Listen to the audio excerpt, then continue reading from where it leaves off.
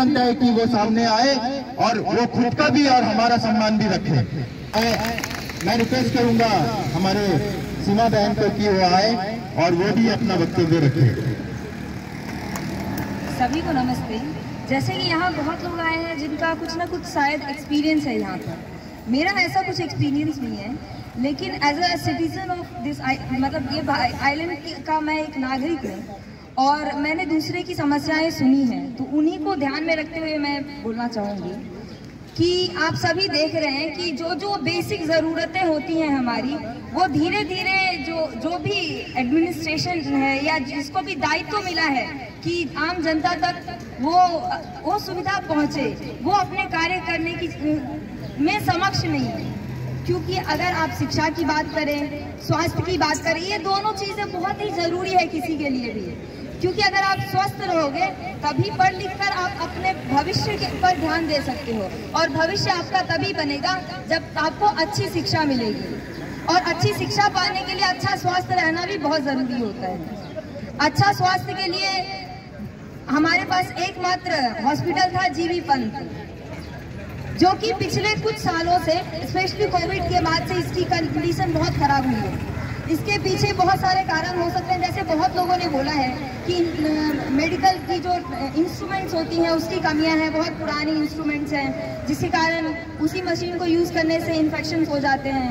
Doctor जो है वो उपलब्ध नहीं रहते हैं, और डॉक्टर उपलब्ध नहीं रहते हैं सिर्फ यही एक समस्या नहीं है। डॉक्टर उपलब्ध नहीं होकर जो जूनियर उनके हिस्से का काम करते हैं, जिनको उस चीज़ की जानकारी नहीं होती, वो फर्स्ट टाइम एक्सपीरियंस करते हैं उस चीज़ को, जिनको गाइडेंस करने के लिए कोई नहीं रहता, वो एक बड़ी समस्या होती है जो कि यहाँ जीबी पंत में देखी जा रही है।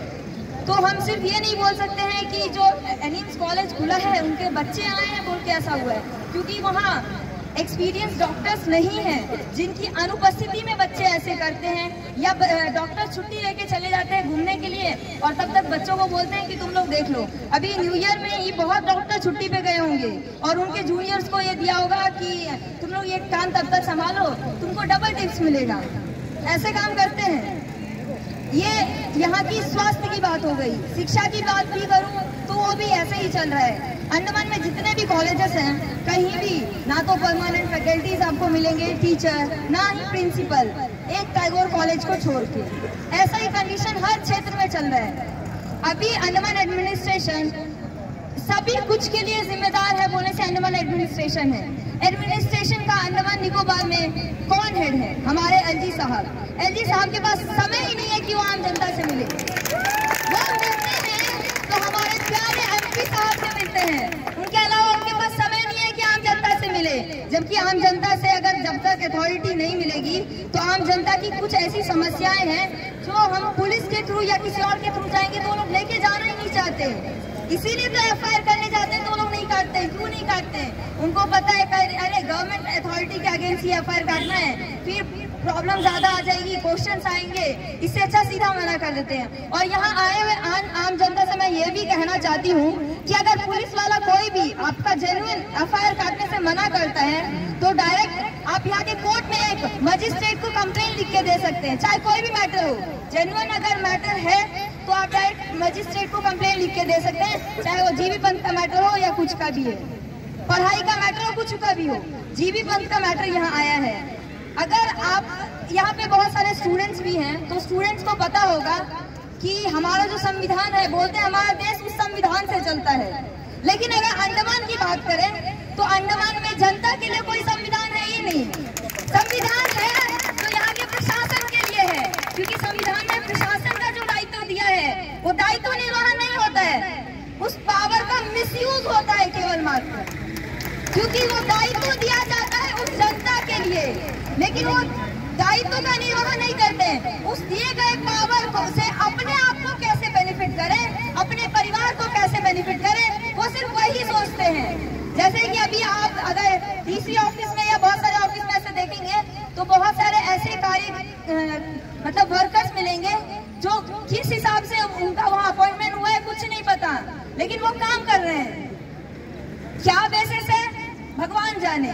क्वेश्चन करूं तो आंसर नहीं मिले, पुलिस के पास जाऊं तो पुलिस मुंह बंद करवा देती है, तो आखिर हम जाएं कहां? और इस सब के लिए भी जानकारी होनी जरूरी है, और जानकारी के लिए शिक्षा बहुत जरूरी है। जरूरी नहीं है कि ये शिक्षा आपको स्कूल में ही मिले, लेकिन स्कूल के बाद जब अगर आप कॉलेज में जाते हो, वो एक ऐसा टाइम पीरियड होता है जब एक कंट्री के लिए आप कैसे अपना योगदान दे सकते हो, वो चीज आपको बताता है। वो सिर्फ शिक्षा में ये नहीं कि आपको प्रैक्टिकल ट्रेनिंग करवा दिया खत्म। शिक्षा आपका भविष्य बने, उसके साथ साथ अपने देश के लिए आप क्या करो।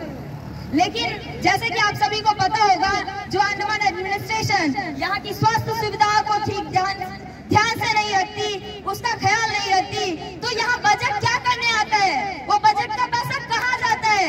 अगर आपको जीवित अस्पताल चलाना ही नहीं है, आप बोल दो ना कि अंडमान एडमिनिस्ट्रेशन इसके काबिल नहीं है कि वो एक अस्पताल चला सके, कि उसका बजट कहीं ऐसा जगह पे दिया जाएगा जहाँ की अंडमान की जनता अंडमान की जनता वहाँ जाकर उस बजट का, उस हेल्थ बजट का इस्तेमाल अपने स्वास्थ्य सुविधा के लिए करे।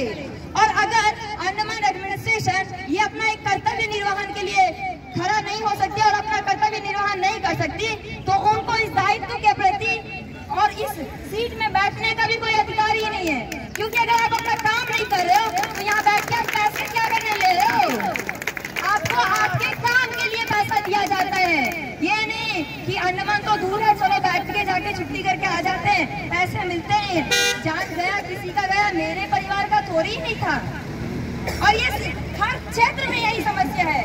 मैं अंडमान के अभी बहुत सारे ऐसे लोग हैं जिनके बच्चे कॉलेज में पढ़ रहे होंगे, और बहुत सारे मेरे फ्रेंड्स भी हैं जो कि कॉलेज के हैं। मैं उन सभी से अपील करती हूँ कि जैसे आप सभी को पता है कि हमारा फंडामेंटल राइट होता है कॉन्स्टिट्यूशन में, और सुप्रीम कोर्ट ऑफ इंडिया जो कि हायर अथॉरिटी है इंडियन जुडिशरी की, कि उसके बाद तो कोई टाल नहीं सकता। उन्होंने भी बहुत सारे केसेस में ये वर्डिक्ट दिया है कि एक सिटीजन का बेसिक नीड्स क्या होता है, जिसमें एजुकेशन, हेल्थ, ये सभी निहित है। लेकिन उसके बाद भी सुप्रीम कोर्ट के आदेशों पर अवहेलना करते हुए अंडमान की अथॉरिटी काम कर रही है। एक बेसिक नीड प्रोवाइड नहीं कर सकती क्या अंडमान निकोबार एडमिनिस्ट्रेशन? अगर वो बेसिक नीड प्रोवाइड ही नहीं कर सकती तो क्या जरूरत है ऐसे एडमिनिस्ट्रेशन का? क्या जरूरत है ऐसे एडमिनिस्ट्रेशन में बैठे लोगों का? हम क्वेश्चन इसलिए नहीं करते क्योंकि हम केवल मात्र क्वेश्चन इसलिए करते हैं क्योंकि आपका जो दायित्व है, आप दायित्व का निर्वहन करो, हमें सड़कों पे आने की जरूरत नहीं है। आपने डिबेट का मैटर देखा होगा, क्यों हुआ वो मैटर? क्योंकि जो लोग बैठे थे चेयर में, जिनके पास वो पावर था, उन्होंने इसका गलत इस्तेमाल किया। वही पावर का गलत इस्तेमाल यहाँ किया जा रहा है। और अभी हमें बुजुर्ग से लेकर बच्चों तक, यहाँ तक कि पूरे आइलैंड को अगर बचाना है तो जो भी बेसिक नीड्स प्रोवाइडर्स हैं उनके लिए, उन बेसिक नीड्स प्रॉपर्ली मिले, उनके लिए हम सबको मिल के साथ लड़ना होगा इस एडमिनिस्ट्रेशन के लिए। किस एडमिनिस्ट्रेशन से? क्योंकि एडमिनिस्ट्रेशन जनता के साथ नहीं है, एडमिनिस्ट्रेशन गिने चुने कुछ ऐसे लोगों के साथ है जो सिर्फ पैसा कमाना जानते हैं। राष्ट्र निर्माण या जनता की क्या समस्याएं हैं उनसे उनका मतलब ही नहीं है। उनको सिखाया ही शायद यही जाता है कि कैसे पैसा कमाए, कैसे कहां से घोटाला करे, कि सिर्फ अपना पॉकेट भरे। तो मैं अंडमान की जनता से बस इतना ही निवेदन करना चाहूंगी कि कहीं भी अगर आपके कर्तव्यों की अवहेलना होती है तो वहाँ अगर आप अकेले भी खड़े होते हैं तो खड़े होइए। क्योंकि अगर आज हम यहाँ 100 की संख्या में है ना, और इसको देख के कल यहाँ 500 की संख्या आ सकती है, क्योंकि तब उन्हें इस चीज की जानकारी मिलेगी कि सही में हमारे अधिकार का कुछ अवहेलना हो रहा है। हमारा ये अधिकार है। तुम कौन होते हो हमें स्वास्थ्य सुविधा नहीं देने वाले? हमारा संविधान ने हमें दिया है। क्या ये अंडमान निकोबार में भारत का संविधान लागू नहीं होता है क्या? अगर नहीं होता है तो बताओ, फिर बताओ कहाँ लिखा है वो कानून? जबकि भारत के संविधान में पूर्णतः मेंशन है कि भारत के हर नागरिक के लिए अधिकार है। क्या अंडमान एडमिनिस्ट्रेशन उस संविधान को फॉलो नहीं करता है क्या? अगर करता है तो वो सुविधाएं कहाँ है? वो बेसिक नीड्स की जो जरूरत फुलफिल करना है अंडमान एडमिनिस्ट्रेशन को, वो फुलफिल क्यों नहीं कर रहे हैं? और जनता अगर उसको लेकर क्वेश्चन करने जाती है तो अनवन एडमिनिस्ट्रेशन या यहाँ पे बैठे जो पुलिस है अगर उनको FIR करने जाता है तो क्यों नहीं काटते हैं वो FIR? भले वो एक ऑफिसर है तो उसके लिए एक क्राइटेरिया दी गई है, मतलब उसके लिए भी लॉ के प्रोविजन है। उसको आप बताओ ना आम जनता को कि अगर सरकारी सर्वेंट गवर्नमेंट सर्वेंट को के खिलाफ अगर आपको FIR करना है तो ये रूल्स है, इसको फॉलो करो। वो ये लोग नहीं बताते हैं, डायरेक्ट बोलते हैं हम लिख नहीं सकते। अरे उनको जानकारी दो, आपके पास जानकारी है ना, आप दो, वो सीखेंगे तब तो आगे उस हिसाब से काम करेंगे। उनके अधिकार का अवहेलना हो रहा है, जब आपके घर में होगा तब आप समझोगे क्या? बस मैं यही कहना चाहूंगी, सिंपल सी बात है, कभी भी आपके अधिकार का अवहेलना होता है उसके खिलाफ खड़े हो। अगर आज आप अकेले खड़े हो तो आपको देख के कल 10 खड़े होंगे, 20 खड़े होंगे, 50 खड़े होंगे और अंत में ये भी हो सकता है पूरा अंडमान खड़े हो। लेकिन इसके साथ साथ अपने कर्तव्य को भी पूरा करें। सिर्फ अधिकार के लिए मत लड़िए, अपने कर्तव्यों का भी निर्वहन करिए, क्योंकि आज ये लोग अपने कर्तव्य का निर्वहन नहीं कर रहे हैं, इसीलिए हमें अपने अधिकार के लिए यहाँ खड़ा रहना पड़ रहा है। धन्यवाद। बहुत खूब सीमा जी, बहुत। समय समाप्त होता हुआ मैं दरखास्त करूंगा DHS डायरेक्टर, एनिम्स डायरेक्टर और सेक्रेटरी हेल्थ हमारे समक्ष आए। हम जो समय निर्धारित किए थे वो पार हो रहे हैं, तो इसके बाद अगर हम कुछ ऐसे कदम उठाएं जिससे कि हमारे सार्वजनिक वाहनों को कुछ प्रॉब्लम हो आवाही के लिए, वो जिम्मेदार इन्हीं लोग होंगे जिनको हम लोग तब से बुला रहे हैं हमारे समक्ष हमारे बातों को रखने के लिए। अभी तक वहां से कुछ खबर आई नहीं है। DHS मुर्दाबाद, DHS चैम्बर से निकलो, DHS का चैम्बर से निकलना होगा, DHS का चैम्बर से निकलना होगा, DHS का चैम्बर से निकलना होगा, नहीं तो हम घेराव करेंगे, नहीं तो हम घेराव करेंगे, नहीं तो हम घेराव करेंगे। मैं साथ में पुलिस प्रशासन को भी चेतावनी देता हूं कि हम लोगों ने जो समय सीमा दिया था अब वो समाप्त होने जा रहा है। हम लोग किसी के यहाँ पर नौकर नहीं है, हम लोग यहाँ पर किसी के बंधुआ नौकर नहीं है, बंधुआ मजदूर नहीं है। हम लोग स्वतंत्र है, स्वतंत्र भारत के नागरिक है। इसलिए मैं फिर से चेतावनी देता हूँ कि हम लोग आप लोगों के बात में आने वाले नहीं है। हम लोगों ने जो सीमा समय दिया था अब वो समाप्त हो रहा है।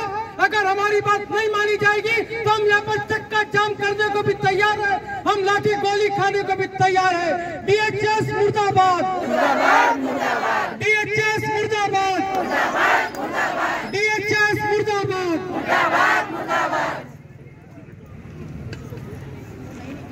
मैं रिक्वेस्ट करूंगा अनीता मैम को कि यहाँ आए और इस संदर्भ में कुछ अपना वक्तव्य रखें। मेरे पास बोलने के लिए कुछ नहीं है। हर कोई, आप लोग सभी विक्टिम है, मैं भी विक्टिम हूँ। जो लोग भी इसको ऑर्गेनाइज करें, मेरा एक ही कहना है, जब तक आप रिटर्न में उनसे कुछ मांग रहे हो, जब तक वो लोग रिटर्न में यहाँ पर हमारे हाथ में वर्बली कुछ नहीं, रिटर्न में हमें जब तक रिप्लाई नहीं मिली, यहाँ से आप सभी से मेरा रिक्वेस्ट है, कोई भी यहाँ से आज ना जाए। भले कल सुबह का सूरज भी हम लोग यही सूखता देखें, प्लीज। सिर्फ एक हर कोई इसके लिए रोकना है, रोक के घर जाके फिर हम सो जाएंगे, फिर वही किसी और के घर में होगा।